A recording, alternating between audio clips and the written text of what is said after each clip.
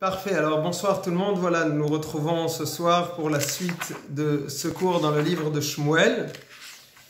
Et nous étions donc dans le 7e chapitre, on avait vu que le 7e chapitre était ce chapitre qui allait nous annoncer quand même beaucoup de changements, de transformations, et on avait vu qu'effectivement, suite à l'apparition de Shmuel à la tête du peuple d'Israël, eh bien, il va rassembler ce peuple, les engager dans une démarche de tchouva importante et surtout profonde.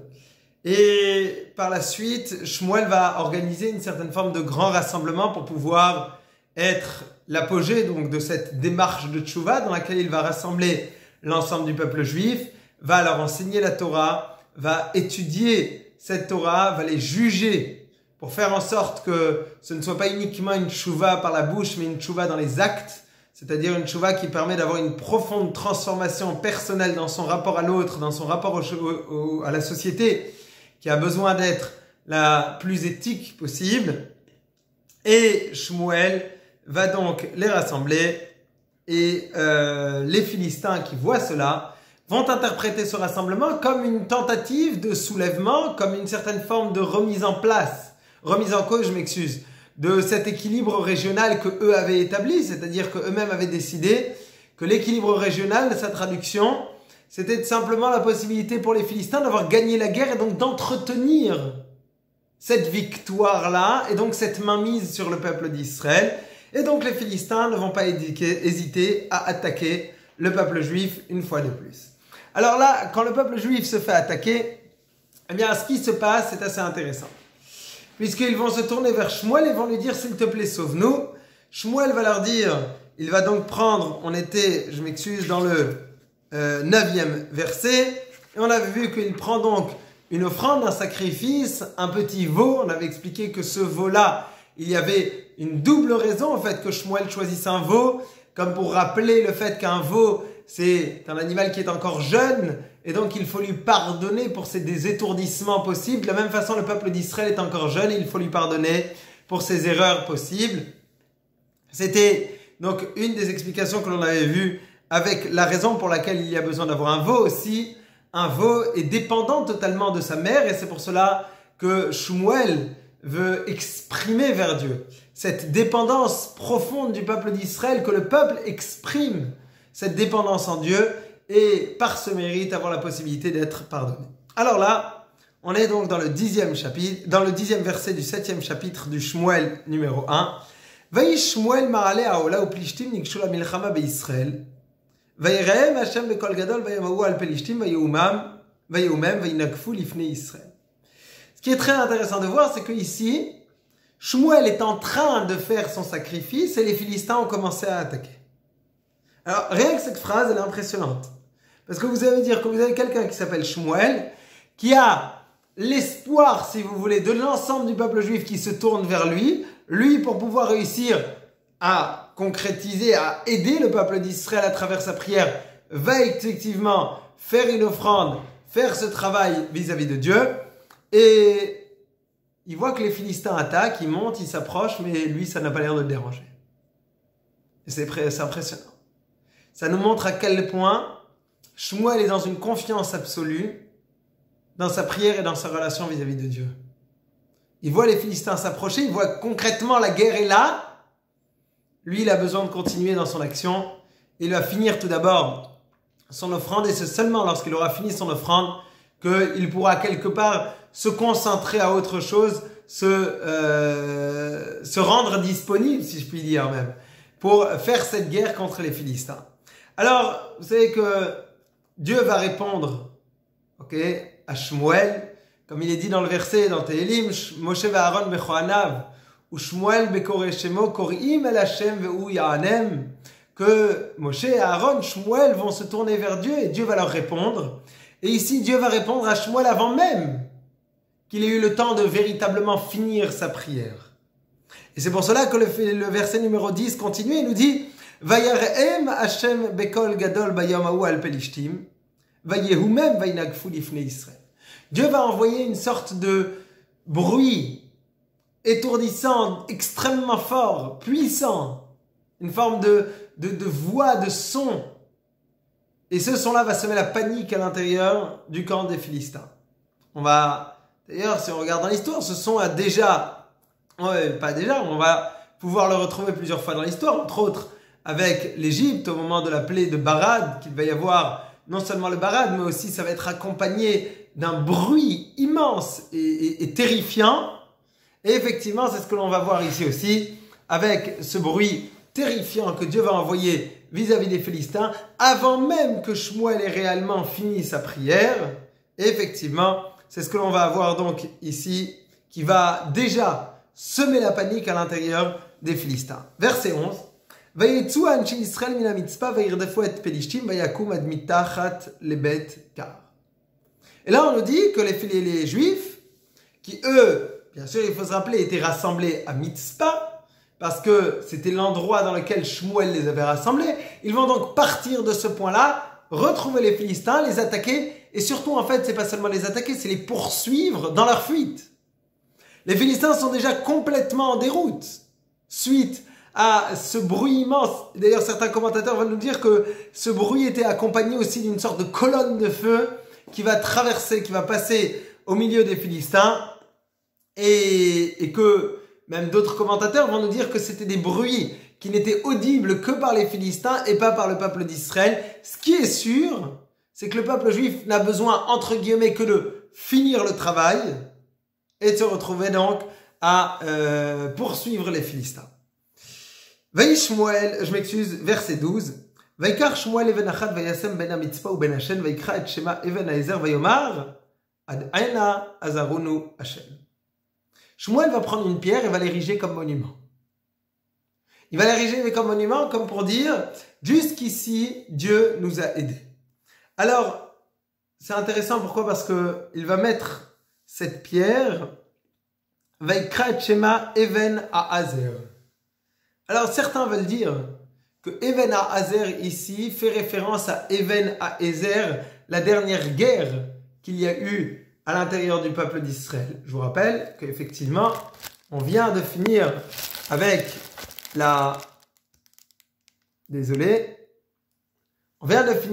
l'attaque des Philistins, la dernière, celle dans laquelle le peuple d'Israël malheureusement s'est fait complètement écrasé presque, ok? Alors complètement c'est peut-être exagéré, mais s'est fait battre de façon sans appel, on pourrait dire.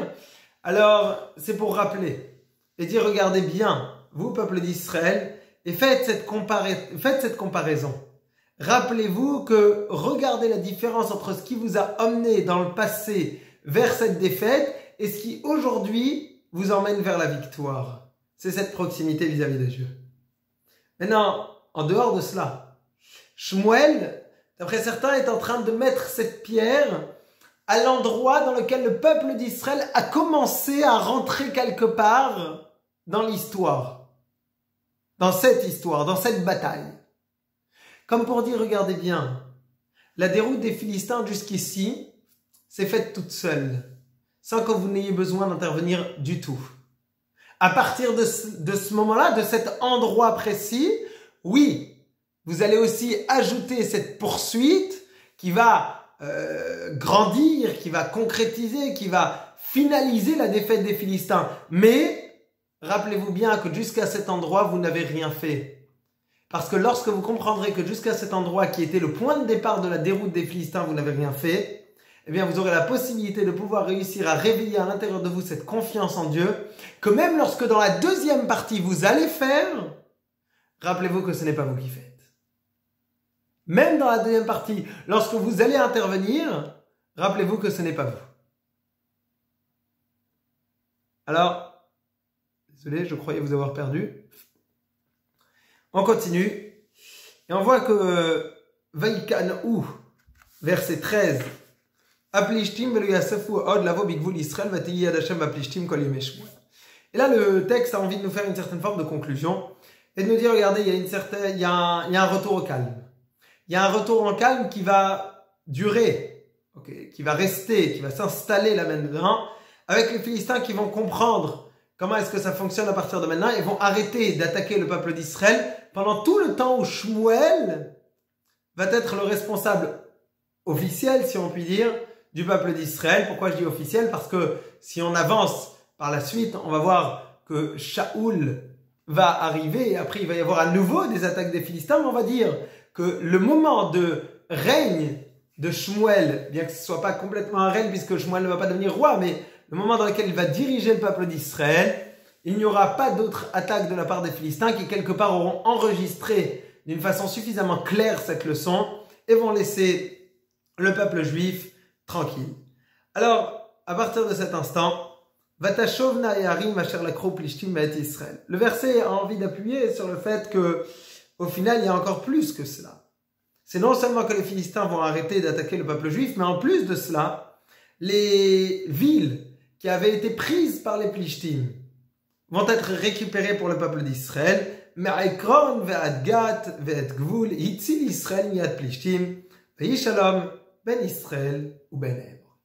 Et donc, si vous voulez, nous avons une certaine forme de paix régionale, une paix qui va s'installer suite justement à cette démonstration de force de la part de Dieu pour le peuple d'Israël.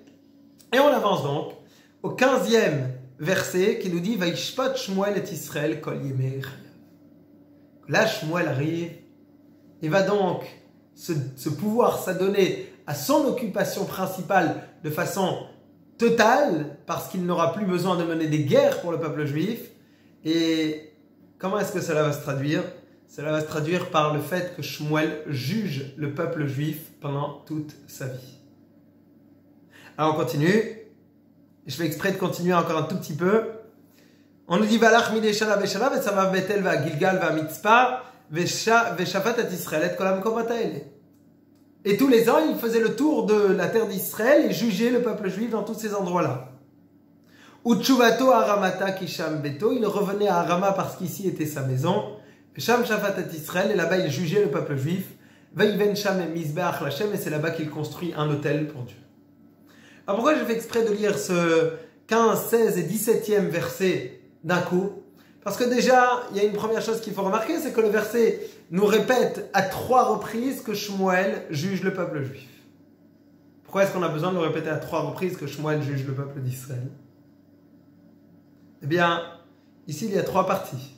Shmuel dirige le peuple juif. Shmuel juge le peuple juif pour établir une justice à l'intérieur du peuple.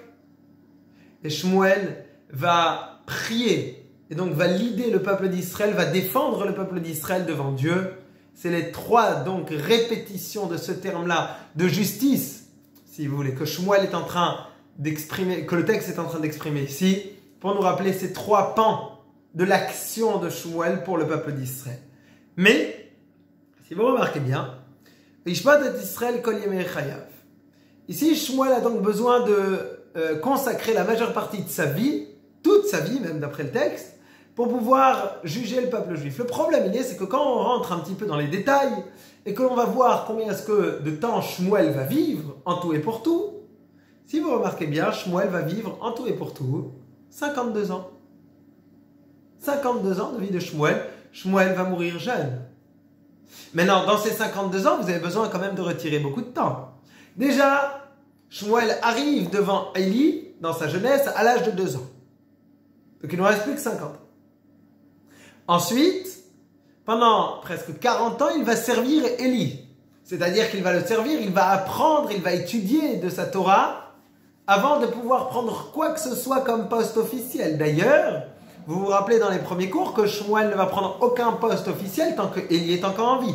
Donc, il nous reste déjà, dans le meilleur des cas, une dizaine d'années. Est-ce que vous calculez de cette façon ou de cette façon, ça vous fait 10 ans, 13 ans?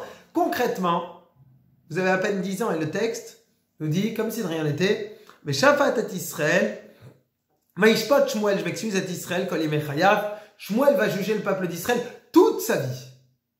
Alors il faut savoir que le Midrash nous ramène un texte qui dit que Dieu a envie de, quelque part, récompenser Shmuel, et c'est pour cela qu'il va être considéré comme celui qui juge le peuple juif toute sa vie, malgré le fait que cela ne constitue qu'une partie de sa vie.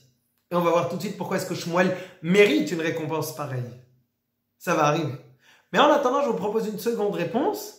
Et cette seconde réponse, c'est celle qui dit que Shmuel, eh bien, regardez bien sa vie. La première partie de sa vie, c'est le moment dans lequel il va être bébé.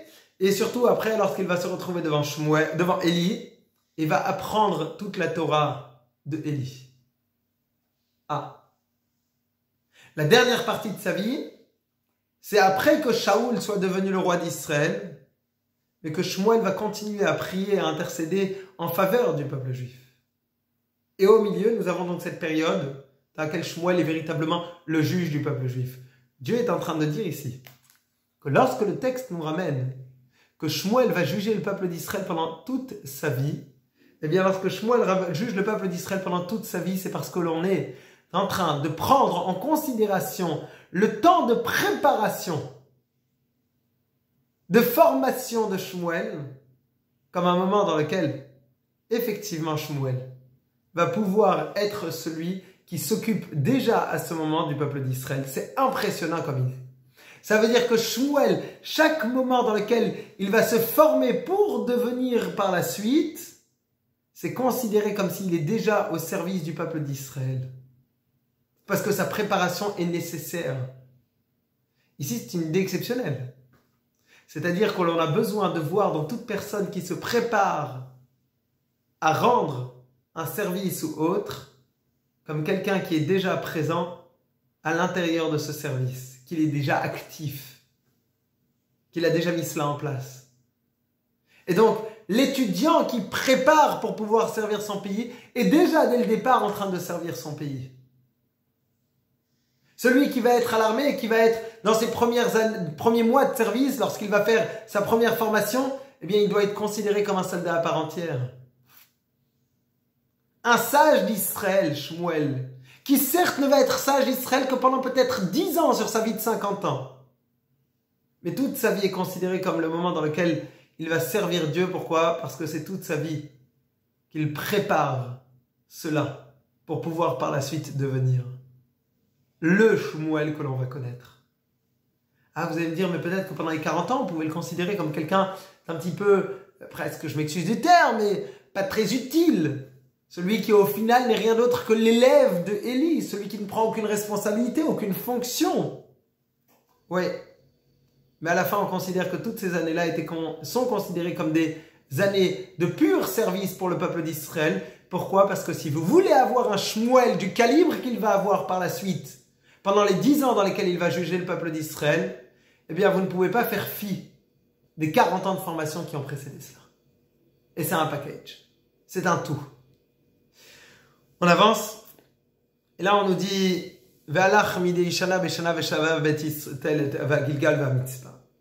Shmuel, pendant toute sa vie, va se promener dans tout le peuple d'Israël. Et ça fait partie du mérite exceptionnel que Shmuel va avoir. Shmuel est celui pour lequel Dieu, je vous rappelle, lorsqu'il voulait s'adresser à lui, va venir à lui. Vous vous rappelez, il y a quelques cours, on avait dit que c'est intéressant de voir que Shmuel, Dieu vient à lui pour lui parler, alors que Moshe, c'est Moshe qui a besoin de venir vers Dieu, dans le 801 en l'occurrence. On avait expliqué que oui, l'explication est là. Que de la même façon que Moshe, lorsque les gens avaient besoin de se faire juger, devait venir et se rassembler devant la tente de Moshe, eh bien, Moshe aussi a lui besoin de venir et de se rassembler devant l'endroit dans lequel Dieu a envie de lui parler. Shmuel, à l'inverse, qui pendant toute sa vie va aller à la rencontre du peuple juif pour pouvoir le juger et ne va pas attendre que l'on vienne chez lui, Dieu va se comporter de la même façon vis-à-vis de lui. Il va venir à sa rencontre lorsqu'il aura besoin de lui parler. Regardez les petits détails. Shmuel, c'est celui qui pendant toute sa vie va sillonner la terre d'Israël pour pouvoir faire en sorte d'être proche de son peuple. Alors je ne dis pas, Chas v'Shalom, que les autres n'étaient pas proches, mais ce niveau de proximité est nouveau, est exceptionnel. Venir à la rencontre des autres. Savoir comment est-ce qu'en Israël, dans toute la terre, on se porte, comment est-ce qu'on vit, comment est-ce qu'on évolue, comment est-ce qu'on se sent. Chaque petit détail. Il va à la rencontre de son peuple, il va voir leur vie, il va rendre visite dans leur maison pour pouvoir réussir à être proche d'eux et les ressentir. C'est pour cela qu'on insiste beaucoup sur cette qualité exceptionnelle que Shmuel avait, de proximité vis-à-vis de son peuple. Et on continue, on va voir qu'il y a une deuxième qualité.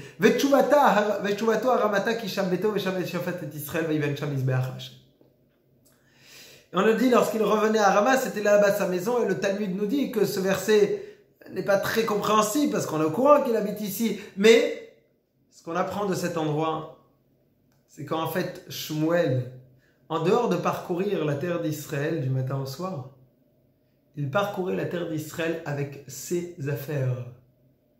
Il avait sa petite valise qui l'accompagnait partout. Pourquoi? Parce que Shmuel ne voulait profiter de rien, de qui que ce soit, nulle part. Non seulement il allait à la rencontre de son peuple, mais en plus de cela, il refusait d'avoir quoi que ce soit comme retour financier ou autre de la part de son peuple. Et donc il faisait en sorte de tout payer par lui-même, de s'auto-entretenir, de ne rien prendre. Pourquoi? Parce qu'il voulait conserver ce statut, on va dire, de neutralité absolue dans tous les cas de figure. De pouvoir continuer à avoir une décision qui restera complètement vierge et ne sera influencée par quoi que ce soit dans tous les cas de figure. Fini. Et ça, c'est la fin de ce chapitre. Et lorsque l'on finit ce chapitre, je voudrais peut-être aborder avec vous une véritable question.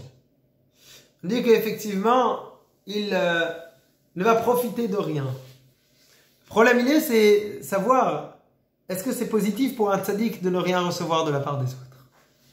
Alors, certains sarim vont dire que pour un tzaddik, ça peut être qui tout double. C'est-à-dire que s'il a la capacité de pouvoir élever celui qui lui a donné, alors c'est positif, mais dans un autre cas, il abîme. Okay. Cependant, le Noam Elimelech, mon aïeul, va donner un commentaire sur le verset qui nous dit « Lo chamor echad mehem nasati ». Que Moshe, lorsque, un moment, va se fâcher un petit peu contre le peuple d'Israël, va dire « Je n'ai même pas pris un âne d'eux, c'est-à-dire je n'ai en rien profité de ce peuple. Je n'ai rien pris, pardon pour moi. » Lo chamor echad mehem nasati. Le Noam Elimelech interprète comme une certaine forme de reproche qui est fait à Moshe. Parce que si tu avais pris, tu aurais pu créer cette proximité qui aurait peut-être permis d'influer encore plus sur le peuple et donc de ne pas les retrouver dans une erreur comme ils ont pu avoir. C'est-à-dire que le Noam Elimelech explique que ici, dans cette démarche, le fait de ne pas avoir profité d'eux a créé une certaine forme de barrière, de proximité qu'il y aurait pu avoir et qui donc a limité l'influence que Moshe aurait pu avoir. Non, le refus de pouvoir avoir quoi que ce soit comme influence, c'est un petit peu ce que Korach va vouloir dire. Korach refuse les matnot keuna, c'est-à-dire qu'il refuse ce que l'on avait besoin de donner sur un korban, entre autres, au Kohanim. D'où est-ce qu'il va s'inspirer? Il s'inspire de celui qui va venir par la suite, de son descendant. Korach va avoir un descendant qui s'appelle Shmuel. Shmuel, c'est celui qui effectivement ne va rien prendre. Korach vient et dit, pourquoi est-ce que vous prenez quoi que ce soit, vous les Kohanim?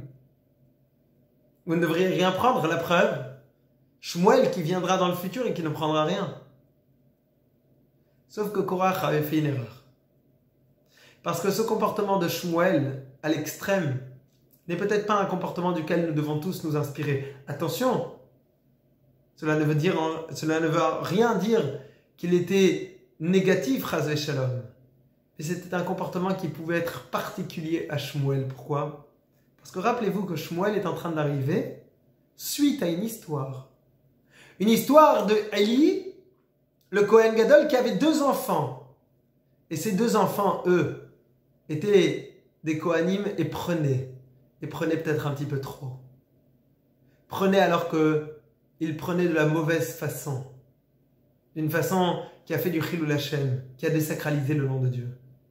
Eh bien, dans une situation pareille, il y a un reproche qui est fait. Et Shmuel veut réparer cette faute. Shmuel veut réparer la faute des enfants d'Élie, qui eux ont pris de façon disproportionnée, de façon inadaptée. Et donc lui, il décide, pour pouvoir réparer cette faute, d'aller à l'autre extrême. Aller à l'autre extrême, c'est-à-dire ne rien prendre absolument de la part du peuple d'Israël.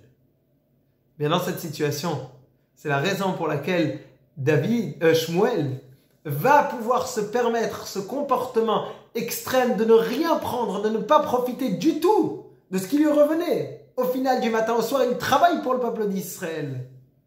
Mais Shmuel, lui, a une mission qui est la sienne, celle de pouvoir réparer la faute des enfants de Élie, qui eux, dans leur façon de prendre, exagérée, déplacée, imprécise, a créé chez l'ensemble du peuple d'Israël ce problème, ce manque de confort, ce refus.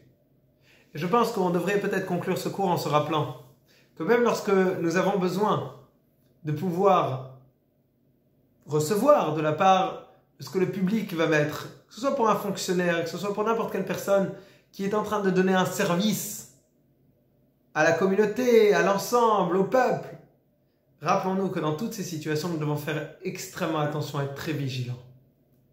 Vigilants que dans cette façon de prendre, nous soyons toujours avec cette idée en tête. Est-ce que j'aurai la possibilité de donner bien plus que ce que je vais prendre? Alors bien sûr, j'ai peut-être besoin de prendre pour vivre. Mais faire attention que ce que je vais prendre, ça soit calculé, ça soit pesé, ça soit précis. Ça ne soit à aucun moment exagéré. Ça puisse correspondre exactement à ce que je donne. Pourquoi? Parce que lorsque je prends de ce peuple, j'ai la possibilité de pouvoir m'en approcher. Si je le fais d'une façon équilibrée, et chas v'shalom, je peux aussi, à l'inverse, détruire, causer énormément de tort si ce que je prends est interprété d'une façon exagérée, ou en tout cas pas en adéquation avec ce que je suis en train de donner. Voilà un petit peu peut-être ce que l'on peut apprendre pour conclure ce 7e chapitre. Et la fois prochaine, demain soir, j'espère, nous aurons la possibilité de pouvoir nous retrouver pour aborder le 8e chapitre. Le 8e chapitre, c'est déjà le moment dans lequel Shmuel va vieillir et l'apparition des enfants de Shmuel qui vont donc rentrer dans le texte. Et bien sûr, l'événement le plus dramatique, le plus important qui va se dérouler dans le 8e chapitre, c'est l'apparition de la demande en tout cas, de pouvoir réussir à avoir un roi, le premier roi tel que, selon la définition la plus parfaite qu'il va y avoir pour le peuple d'Israël. Merci beaucoup pour votre écoute et une très bonne soirée.